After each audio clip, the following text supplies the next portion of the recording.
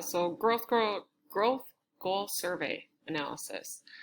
Um, I was a little bit surprised to see some decreases in some means. I know that a lot of it, had to do with 15 less kids taking it, so that had a huge effect on some of that mean data. But looking at each individual questions and the data from each of the individual questions, it was nice to see that there was more consistency among the students' answers. There wasn't as much variations in what they answered, so showing that students are understanding the questions that are being asked and are really giving some thought to what we have been talking about and doing in class throughout the semester to really improve these three areas.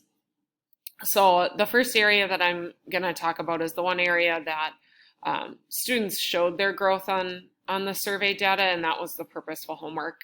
And I think we make a big stink about homework in math. It is important that students are able to practice what they have learned outside of class. We talk about it all the time, compared to something that they might be really good at. Like maybe a kid is really good at fixing a car engine. Well, how did they get that way? They didn't just automatically know how to fix a car engine, right? They practiced and they did a lot of repetition, and so then they, same thing with sports and all those different things. And that's where the homework comes in our curriculum. Our homework is spiraling, so they're always reviewing and previewing concepts that we've talked about before and concepts that they're going to see again in future chapters. It's not just about what we talked about in class that day. It's about, knowing and remembering the concepts that we've talked about in the past too. So really making homework purposeful in a sense that it connects to what we're going to talk about in the upcoming days or in the upcoming chapters, and pointing out those connections is huge because now students don't feel like they're learning a lot of individual things, but they're combining things together and they're able to apply previous concepts to new concepts, and they're able to just perform better. The one thing that I feel like has really helped kind of push that along is the tracking piece that I've started doing. On my board every week I have the homework turn-in percentage from the previous week, and I update it as more homework assignments come in.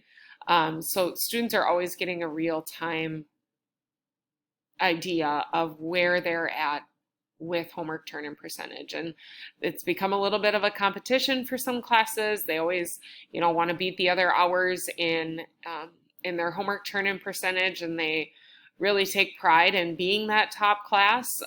So it's really nice to see it pushes some kids that maybe don't do every assignment to get those last few assignments done and turned in, and increase their homework turn-in percentage.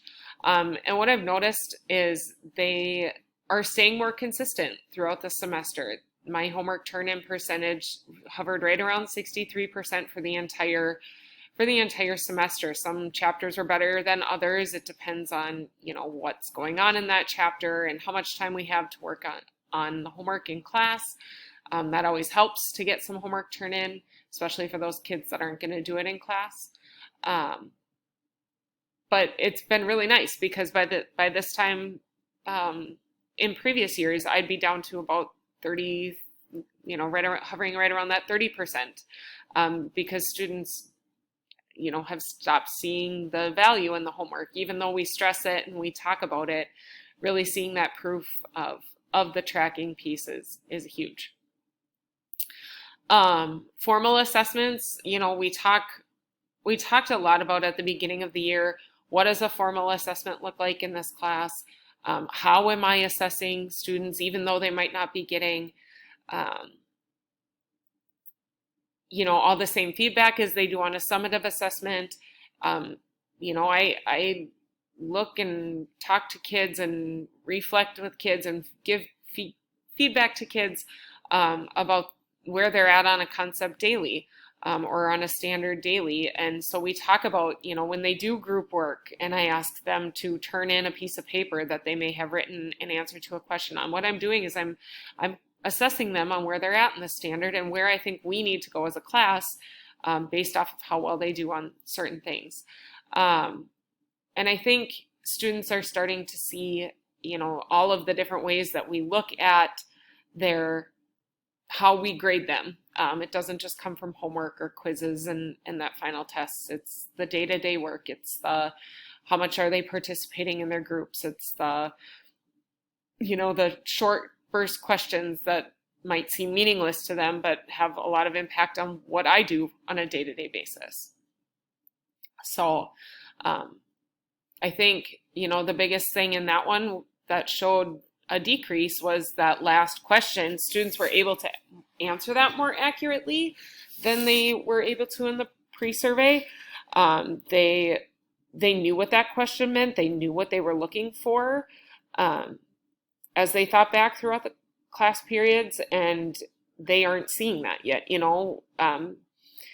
Having a spot on a test for a student to really prove what they've learned that wasn't asked in the test, I don't have that on there yet.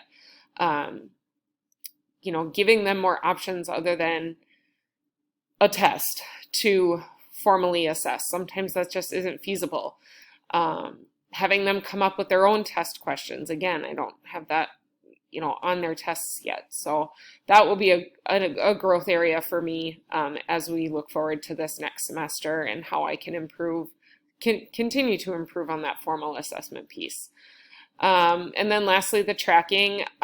Students have loved having that new tracking sheet for their standards.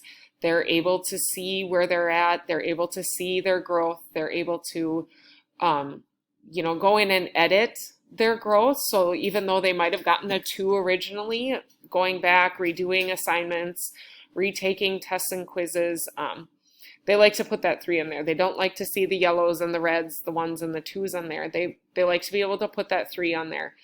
And we even talk about in our world of standards for math, we might not hit a whole standard until April. So they might still only be at a 2, but by the time they get to that 3, they're so happy for it. And that's just been really good for them to see. We also talk about what does assessing as a class look like. And while I don't necessarily post class data, we talk about, where the class as a whole struggled, but that's not as memorable to them as actually writing something down. So I don't feel like they answered that question very well.